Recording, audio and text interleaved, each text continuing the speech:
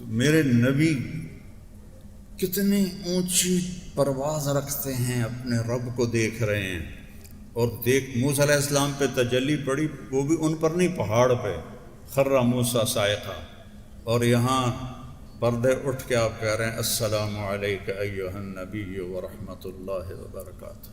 میرا رب کہہ رہا ہے، اس علم والا کہتا ہے آپ کی محفل کے لحاظ سے آپ نے فرمایا کفا بالمرء لقیمات یقمن بہ صلبہ، آدمی کے کمر سیدھی رکھنے کے لیے چند لقمے کافی ہیں، اس سے اوپر کام خراب ہے۔ اما اذا ابا، اگر وہ کہے نہیں یا رسول اللہ میرا تو چند لقموں پہ گزارا نہیں ہوتا، تو پھر ثلث للطعام، معدے کا تیسرا حصہ کھانے کے لیے رکھے، وثلث للماء، اور پھر 1/3 پانی کے لیے رکھے، وثلث للنفس، اور 1/3 خالی رکھے۔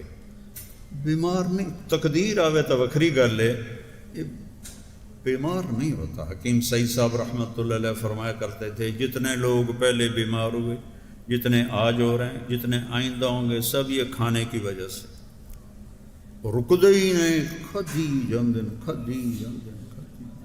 میرے نبی نے صبح کھایا، شام نہیں کھایا، شام کو کھایا، صبح نہیں کھایا، باسی کھانا کبھی نہیں کھایا۔ توڑے فریج بھرے پہ ہوندے، اور ڈاکٹروں دے بھی بھرے پہ ہوندے فریج۔ پھر ہمارے نبی نے صرف ایک دفعہ باسی روٹی کھائی، حضرت ام ہانی کے گھر جب مکہ فتح کیا، حضرت علی کی بہن، تو انہوں نے آپ نے کہا کچھ کھلا دو ان کی دلداری کے لیے، تو ان کے پاس رات کی باسی روٹی تھی۔ زندگی میں ان کی دلداری کے لیے 2-4 لقمے لیے۔ آپ تازہ کھانا کھاتے تھے یا چھوڑ دیتے تھے؟ تازہ نہیں ہے تو نہیں کھاتے تھے۔ صبح کھایا، شام نہیں کھایا، شام کا صبح نہیں کھاتے تھے، صبح کا شام کو نہیں کھاتے۔ اب لوگوں نے تو ہفتے کے کھانے ڈال کے رکھے ہوتے۔ یہ پہلے کھانا نہیں، پہلے وہ ہمارے مطلب اپنے گاؤں کی بتاتا ہوں، وہ کھانا روٹی بچ جاتی تھی تو میری ماں تقسیم کر لیتی تھی۔ انہوں نے جامن تو بعد فریج آ گیا، اسی ویٹ ٹھوکنے شروع کر دیتے، وہ جو قریبوں کو جاتا تھا وہ ہمارے فریجوں میں جانے لگا۔ اور یہ کھانا خراب کرتا ہے، یہ پروسیس کھانے، یہ جنک فوڈ، یہ ڈرنکس، یہ پیزے، یہ زندگی کو تباہ کرنے والے پروگرام۔ پیٹ بھر کر، ایک صحابی تھے ان کا پیٹ نکلا ہوا تھا، تو آپ تشریف لائے اور یہاں انگلی ماری، یوں کہا، ایسے کر کے کہا کہ یہ چربی یہاں نہ ہوتی تو کتنا اچھا ہوتا۔ آپ کو نہیں کہہ رہا، یہ چربی یہاں نہ ہوتی تو کتنا اچھا ہوتا۔ تو موٹا تو مرد بھی کوڑا لگتا ہے، عورت کا پیٹ نکلا ہوا ہو تو اور مصیبت ہے۔ جس کو اللہ نے نفیس بنایا، حسین بنایا، اس کھا کھا کے اپنی تباہی پھیر چھڑ دی۔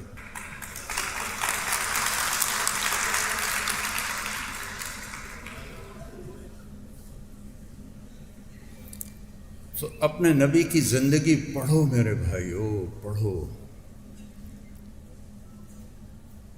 اس میں اللہ نے دنیا اور آخرت کا ہر سامان چھپا کے رکھا ہے۔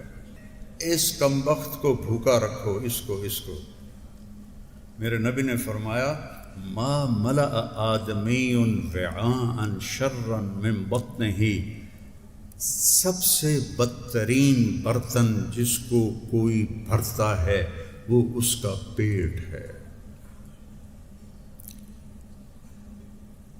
حضرت عمر رضی اللہ عنہ کے گھر میں ان کے لیے پکی ہوئی روٹی کو کوئی چبا نہیں سکتا تھا، ایسی خیر اب وہ تو ہم نہیں کر سکتے، لیکن میں صرف آپ کو نمونہ پیش کر رہا ہوں۔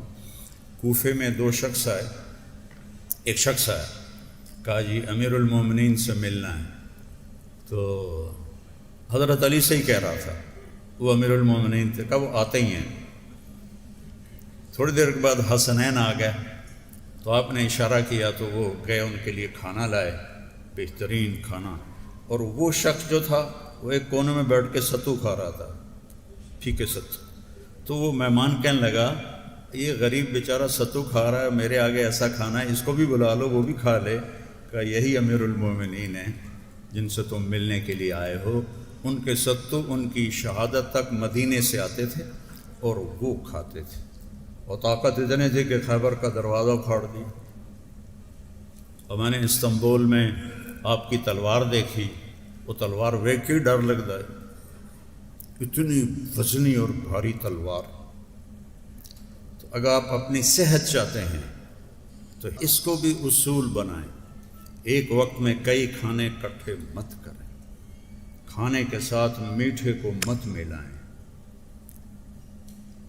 کھانے کے ساتھ میٹھے کو مت ملائیں، پیٹ بھر کے مت کھائیں. پہلے چاول کھان دیں پھر روٹی نہیں شروع ہو جاندے، پہلے روٹی کھان دیں پھر چاول میں شروع ہو جاندے. تو اتو حلوہ پوڑی بھی آ جاندہ، راتی حلوہ پوڑی، ایڈی جہالت. سب کچھ کھا کے حلوے پوڑی کھا رہے ہوں. پھر سیوان اپ پیندیں تو کاربن ڈائی آکسائڈ ہے باہر نکل جاندے ہیں. شکر ہے ہاضمہ ہو گیا. وہ ہاضمہ نہیں ہویا، تیرا ستیہ ناس ہو گیا. تو اپنے نبی والی سیرت کو اپنائیں.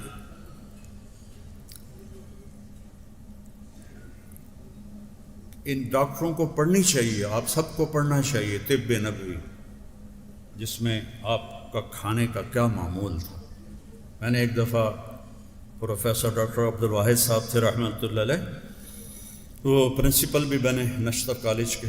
تو ان کو میں نے وہ علامہ ذہبی کی ہے طب نبوی، اس میں تھا کہ کس کو کس کے ساتھ نہیں کھاتے تھے، وہ میں نے سنایا. کہنے کہ جو شخص اس پہ عمل کرے گا بس مر جائے گا، بیمار نہیں ہوگا. تو حجامہ بھی ہو اور حجامہ کے ساتھ میرے نبی کی بتائی ہوئی ترتیب زندگی بھی کھانا بھی ہو. میں دبئی میں تھا تو ایک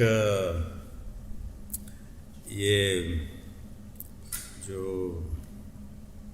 غذا کے ماہر ہوتے ہیں نا، کیا کہتے ہیں ان کو، نیوٹریشنل، انڈیا کا تھا، میرا دوست تھا. تو میں گیا تو مجھے ہارٹ اٹیک ہو چکا تھا.